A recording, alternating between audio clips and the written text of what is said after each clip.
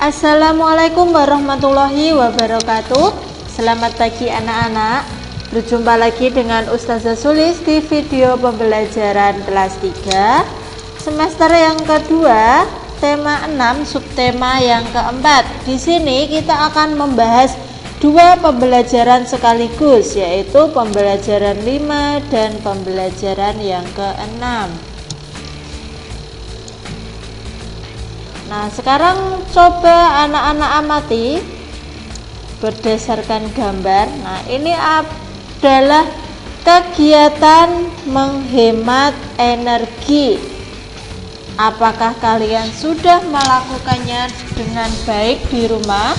Yang pertama, mematikan lampu ketika tidak digunakan atau ketika siang hari, mematikan keran, terus menghemat air. Lalu ada lagi menggunakan sepeda untuk bepergian.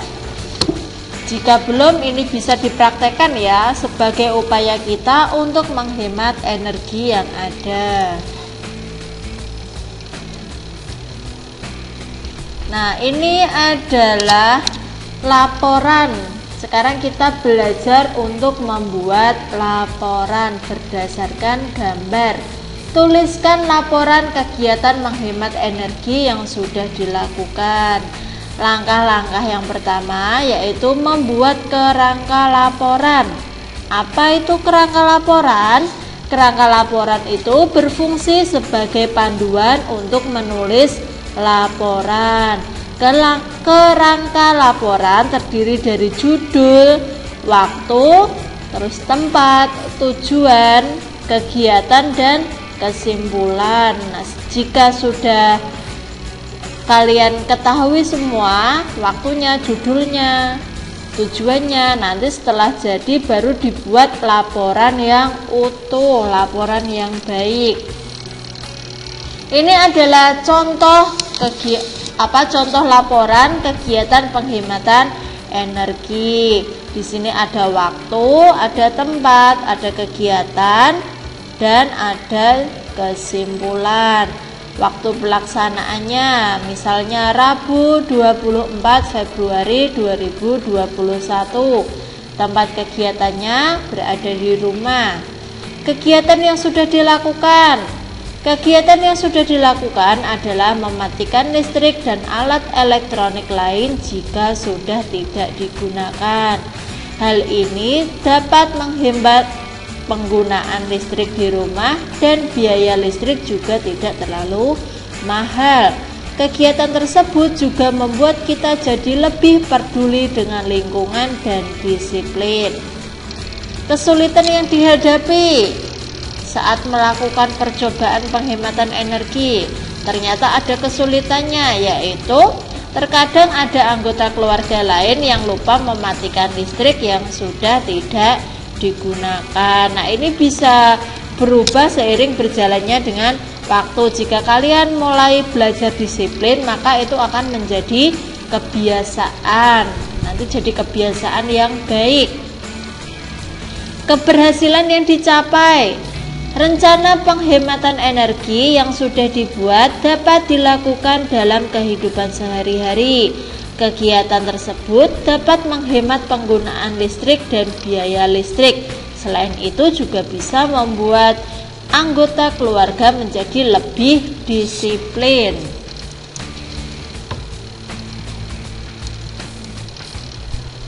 Kalian berhak memanfaatkan energi yang tersedia di alam.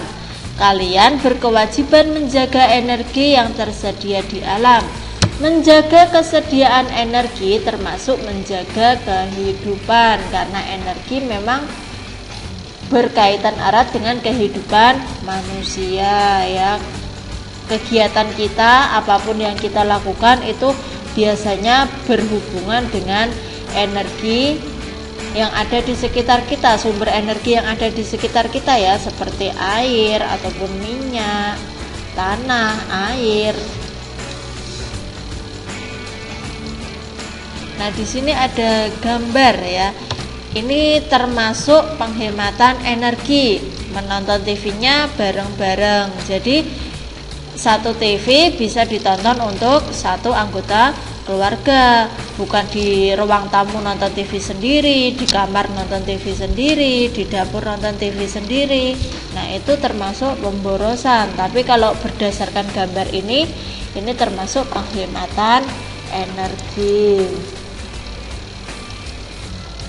Kita memiliki hak dan kewajiban ya dalam penghematan energi. Kita berhak mendapatkan energi untuk kebutuhan sehari-hari. Contohnya untuk mengkonsumsi air bersih, menggunakan air untuk mandi, mencuci, cuci tangan. Lalu kita berkewajiban untuk menggunakan energi sesuai kebutuhan. Misalnya kalau minum, ngambil airnya 1 gelas besar, cuma diminum setengahnya dibuang. Nah, itu termasuk pemborosan. Gunakan sesuai kebutuhan. Jika sekiranya habisnya cuma sekitar setengah gelas, maka ambillah air setengah gelas. Lalu hak yang kedua, menikmati lingkungan yang bersih dan asri. Kewajiban kita yaitu menjaga lingkungan untuk menjaga ketersediaan sumber energi, menghemat penggunaan energi, menggunakan energi sesuai kebutuhan. Banyak sekali ya, menggunakan energi sesuai keperluan, mendahulukan menggunakan alat tanpa listrik. Misalnya kalau kita bisa menggunakan benda tanpa listrik, lebih baik menggunakan yang tanpa listrik. Kalau kepepet misalnya harus menggunakan listrik, baru menggunakan listrik, itu bentuk kewajibannya. Terus ada haknya, menggunakan energi di mana saja seperti di rumah, sekolah, dan tempat umum. Misalnya kalau di rumah malam hari kita nyalakan lampu, di sekolah untuk melakukan proses belajar mengajar kita menggunakan LCD. Terus kalau di tempat umum misalnya kita mencuci tangan setelah dari toko atau dari pasar. Lalu hak kita selanjutnya menggunakan energi kapan saja. Tadi sudah ya, menghemat penggunaan energi, itu kewajibannya. Menggunakan alat elektronik itu juga hak kita, tapi kita berkewajiban untuk mematikannya setelah kita sudah tidak menggunakan. Misalnya radio, setelah kita bepergian atau kita tidak mau mendengarkan, radionya bisa dimatikan. Sekarang kita beralih ke matematika. Ayo berlatih. Udin dan teman-teman ikut serta menjalankan kewajiban menjaga lingkungan. Udin dan teman-teman menanam pohon di sekitar sekolah. Udin dan teman-teman menanam pohon di bagian yang diberi warna. Lihatlah bagian yang diberi warna. Dapatkah kamu menghitung luas bagian yang ditanami Udin? Ini sudah kita pelajari di materi sebelumnya, cara menghitung luas benda dengan satuan persegi atau persegi satuan ya, satuan tidak baku. Kita hitung dulu yang diwarnai ada berapa? 1, 2, 3, 4, 5, 6, 7, 8. Di sini yang diwarnai ada 8. Lalu ada 2 bagian lagi yang masing-masing adalah setengah ya. Jika kita memiliki benda setengah, nah ini dihitung setengah karena separohnya ya. Terus di sini lagi ada setengah. Jadi setengah ditambah setengah, kalau digabung maka akan menjadi 1. Berarti yang segitiga ini kita hitung 1 ya, karena ada 2 bagian setengah. Jadi 8 ditambah 1 yaitu ada 9 ya, ada 9 persegi satuan untuk luas bagian yang ditanami Udin.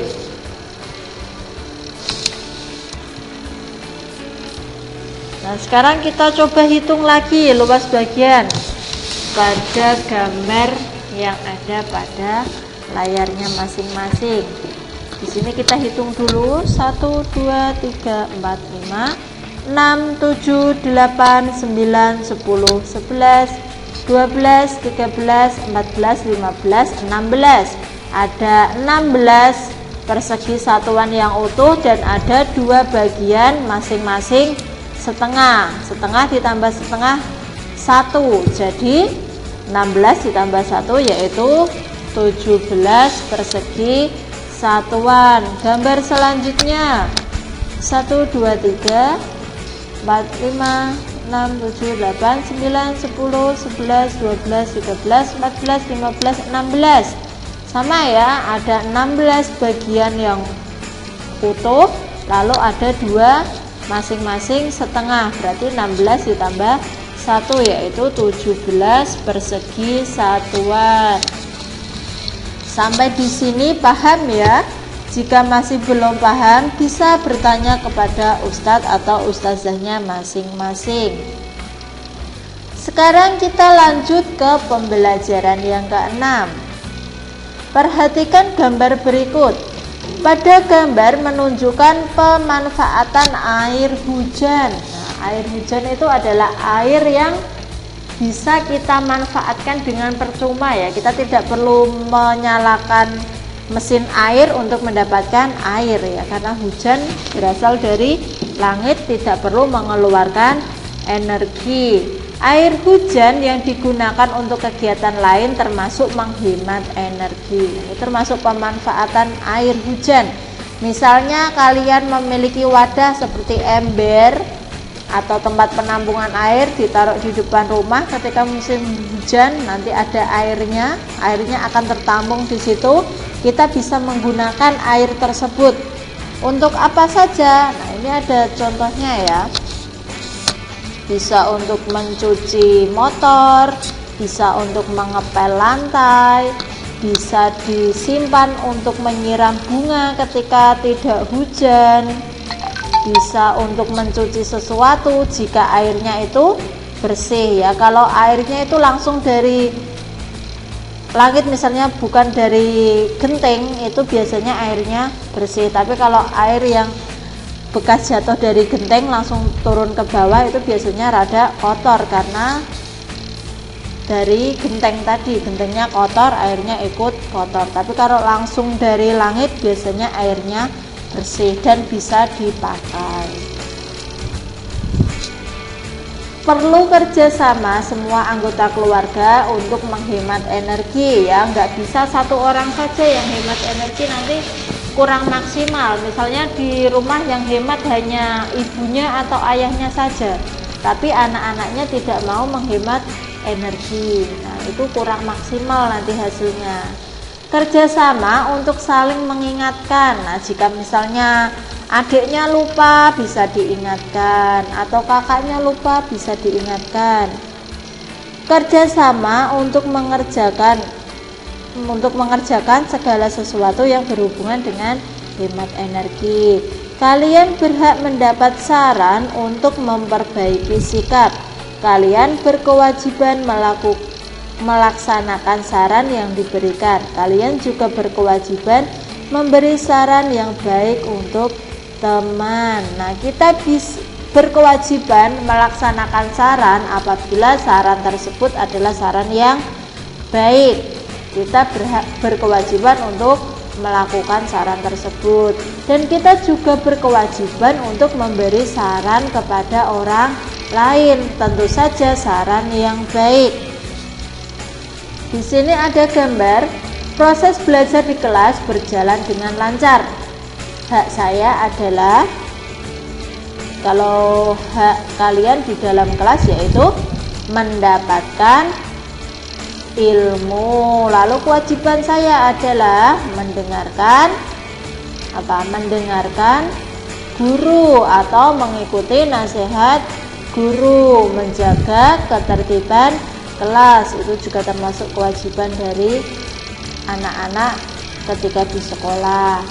Lalu gambar yang kedua, kelas menjadi tempat yang kedua yaitu kelas menjadi tempat yang nyaman untuk belajar. Hak saya adalah belajar dengan tenang, belajar dengan nyaman. Maka kewajiban saya adalah membersihkan lingkungan kelas atau menjaga kebersihan lingkungan kelas.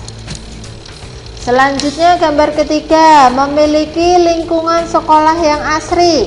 Hak saya adalah berada di sekolah dengan nyaman, mendapatkan udara yang segar. Maka kewajiban saya adalah menjaga lingkungan sekolah tetap asri. Lalu yang terakhir, memiliki tempat penyeberangan yang aman. Hak saya adalah bisa menyeberang dengan aman. Lalu kewajiban saya adalah mematuhi peraturan yang ada di jalan atau mematuhi rambu lalu lintas ya. Ketika lampu berwarna merah lalu ada gambar orang berjalan warna hijau, nah itu adalah kesempatan kalian untuk berjalan. Tapi ketika kendaraan sedang berlalu lalang, walaupun depan kalian adalah tempat penyeberangan untuk pejalan kaki, lebih baik kalian menunggu untuk ketika tidak ada kendaraan. Perhatikan gambar berikut. Berikut ini gambar bagian-bagian sekolah. Nah, sekarang tugas kalian adalah mengisi titik-titik jawaban ini sesuai gambar. Ada di buku paket kalian juga. Sekalian untuk berlatih sebelum ulangan harian. Nah, itu yang dapat Ustazah sampaikan. Semoga bermanfaat.